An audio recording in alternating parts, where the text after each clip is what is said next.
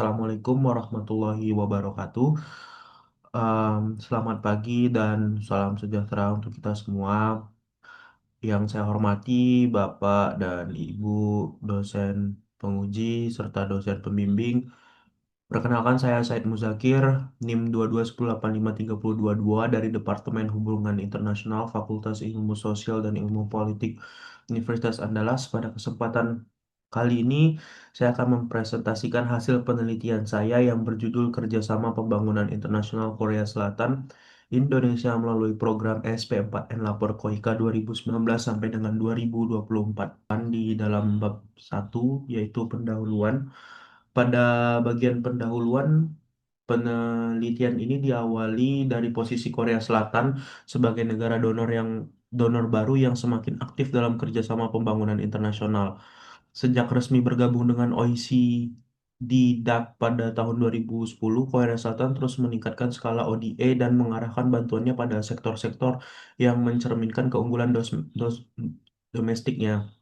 Salah satu sektor yang menonjol adalah digital governance atau tata kelola pemerintahan digital. Hal ini menjadi penting karena Korea Selatan memang dikenal sebagai pengalaman domestik yang kuat dalam transformasi pemerintahan digital. Hal itu kemudian menjadi sektor ini bukan hanya sebagai kebutuhan pembangunan internal, tetapi juga sebagai salah satu instrumen yang diproyeksikan ke luar negeri melalui kerjasama pembangunan.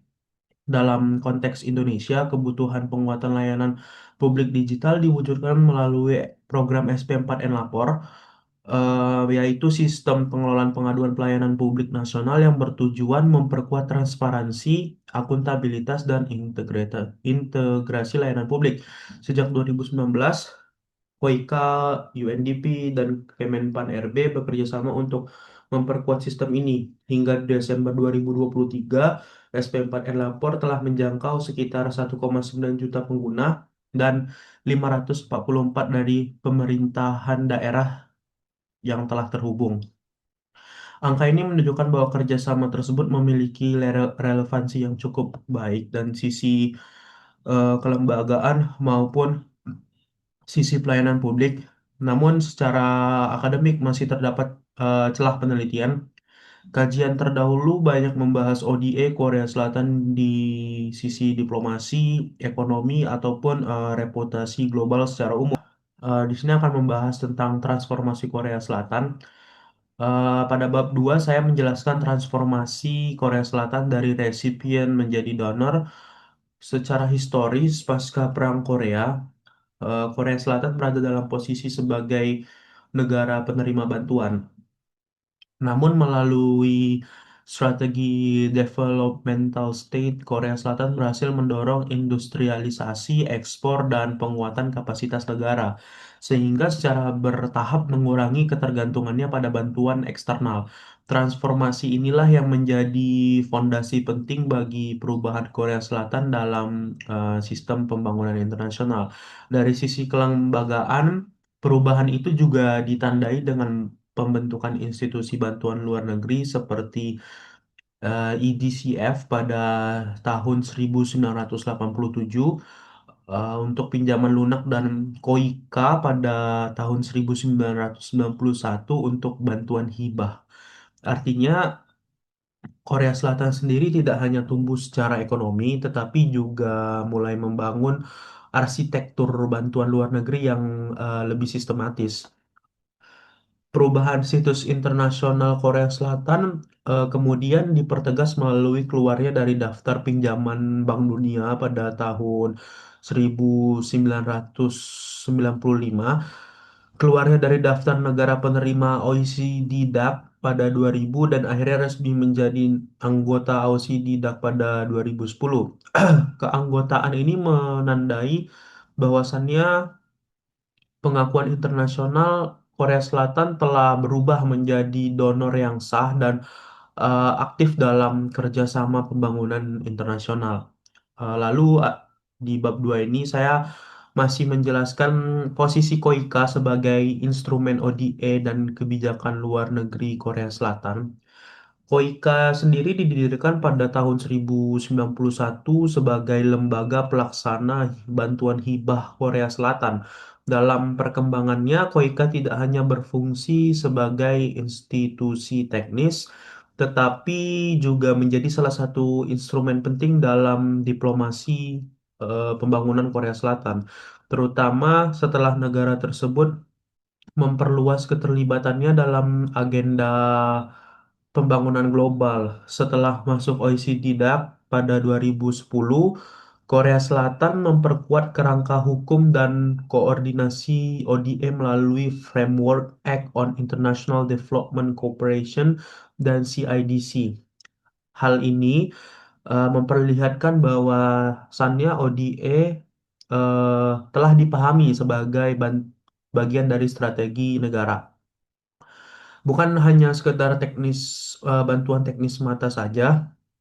Dengan kata lain, bantuan pembangunan menjadi sarana bagi Korea Selatan untuk berkontribusi pada pembangunan internasional sekaligus memperkuat posisinya dalam komunitas global.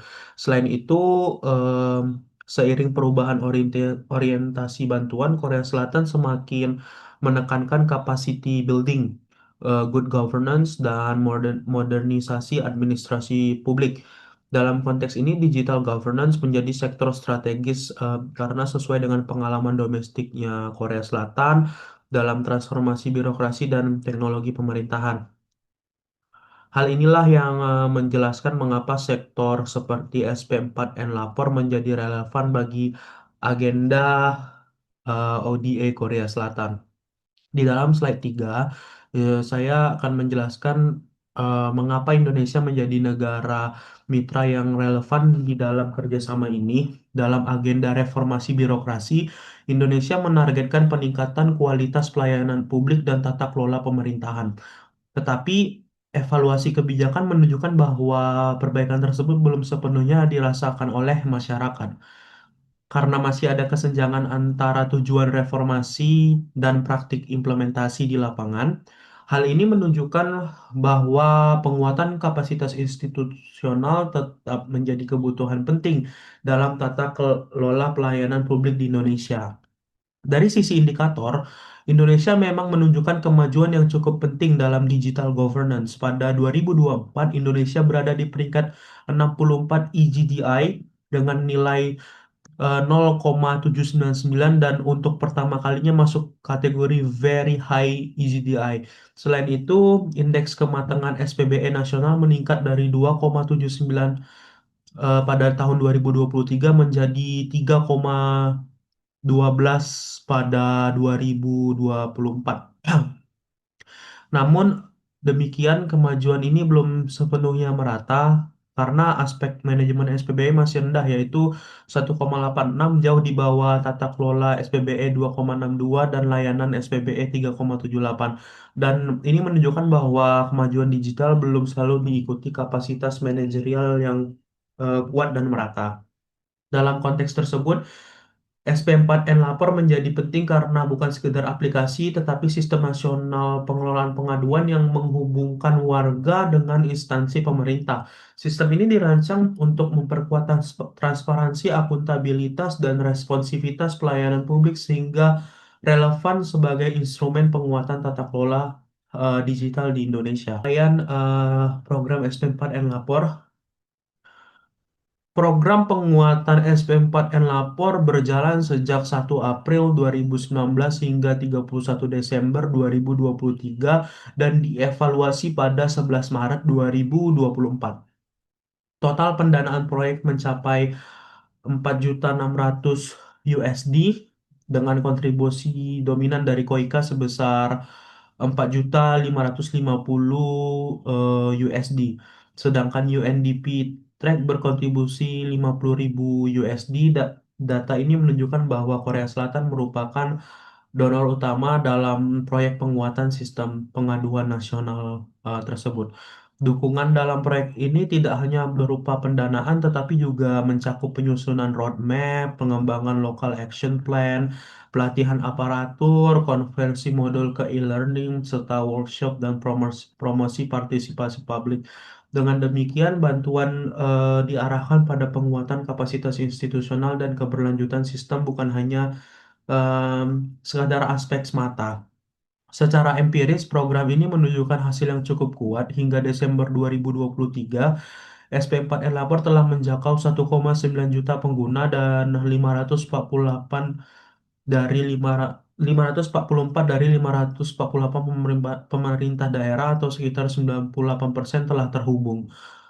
Selain itu, rata-rata waktu penyelesaian pengaduan menurun dari 14 hari pada 2019 menjadi sekitar 5 sampai 6 hari, disertai penurunan turnaround time sebesar 62,8% dan tingkat willingness to continue sebesar 84%, 84%. Hal ini menunjukkan bahwa bantuan Korea Selatan menghasilkan dampak yang bisa diukur dalam penguatan tata kelola layanan publik. Masuk ke inti analisis penelitian. Penelitian ini menggunakan kerangka dari Carol Lancaster yang menjelaskan bahwasannya bantuan luar negeri tidak hanya didorong oleh pembangunan semata, tetapi juga mencerminkan tujuan diplomatik, komersial, dan kemanusiaan. Dengan kata lain, bantuan luar negeri merupakan bagian dari kebijakan donor yang dapat memuat lebih dari satu rasionalitas sekaligus.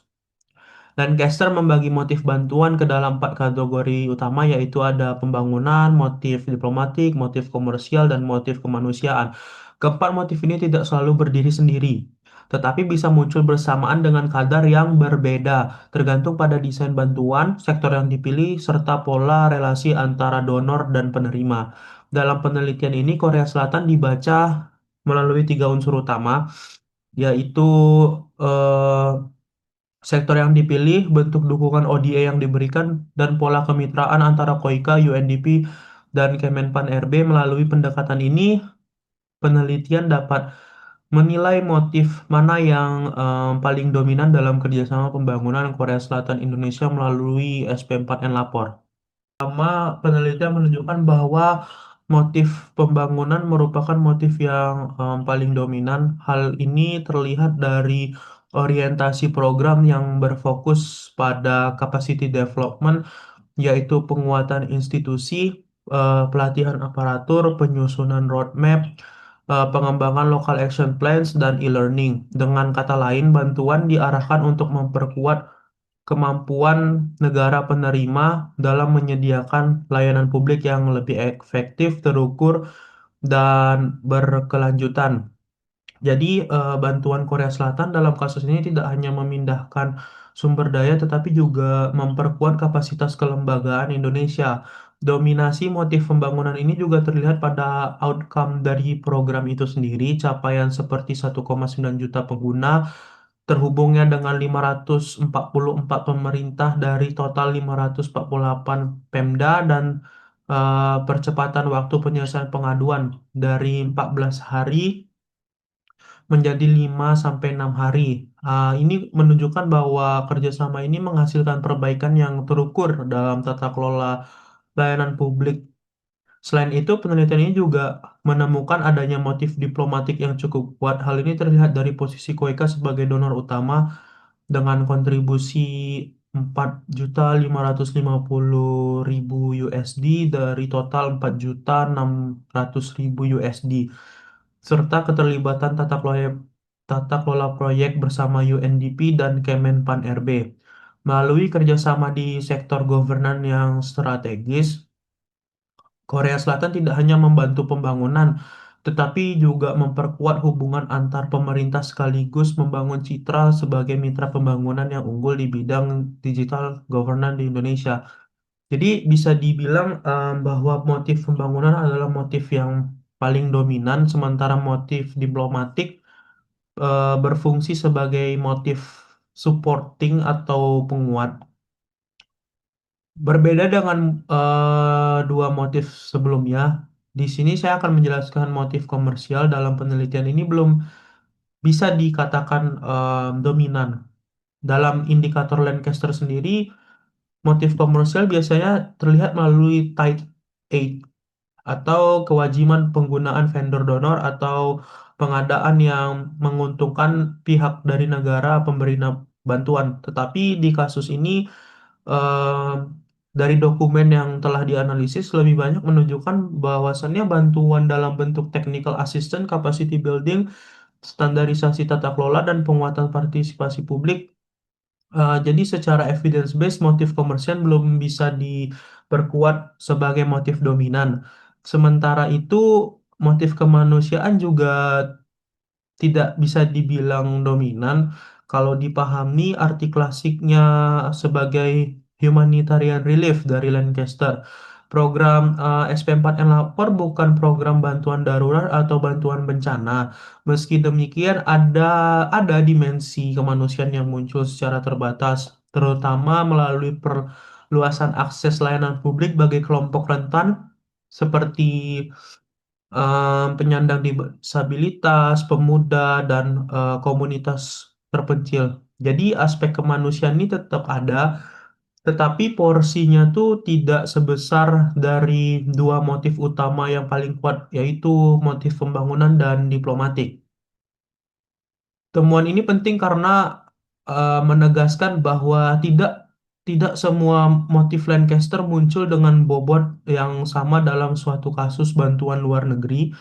Dalam kasus SP4N lapor yang paling menonjol tetaplah motif pembangunan yang disusul dengan motif diplomatik.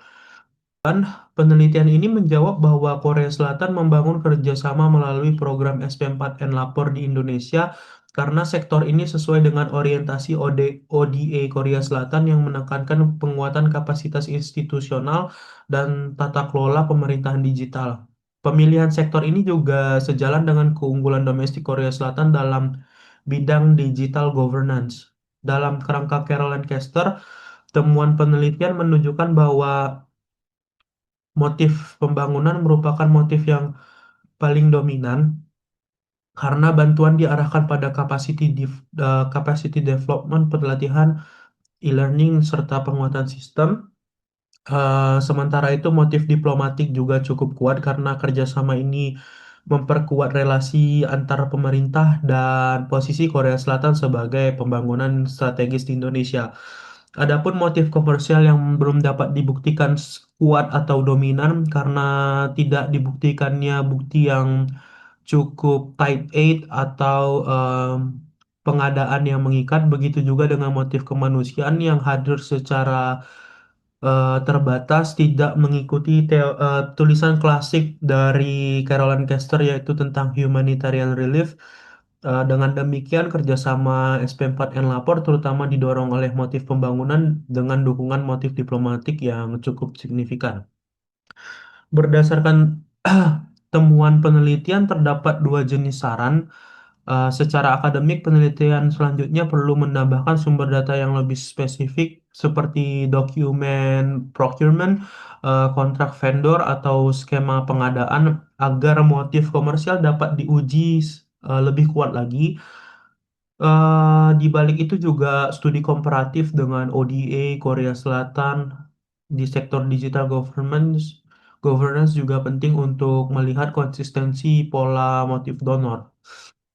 Secara praktis, Kemenpan RB perlu memperkuat kapasitas institusional, integrasi lintas instansi, dan konsistensi implementasi SP4N lapor. UNDP perlu memastikan agar roadmap pelatihan, e-learning, dan local action plans benar-benar terinstitusionalisasi dalam rutinitas birokrasi.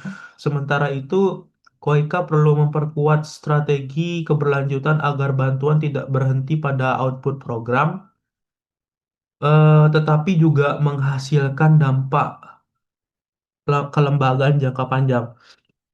Demikian pemaparan hasil penelitian saya. Terima kasih atas perhatian Bapak dan Ibu dosen penguji serta dosen pembimbing. Saya berharap penelitian ini dapat dipahami, berkontribusi juga secara akademik dalam kajian hubungan internasional dan bantuan pembangunan maupun secara praktis dalam memahami bagaimana kerjasama antara Korea Selatan dan Indonesia di sektor tata kelola digital. Wassalamualaikum warahmatullahi wabarakatuh.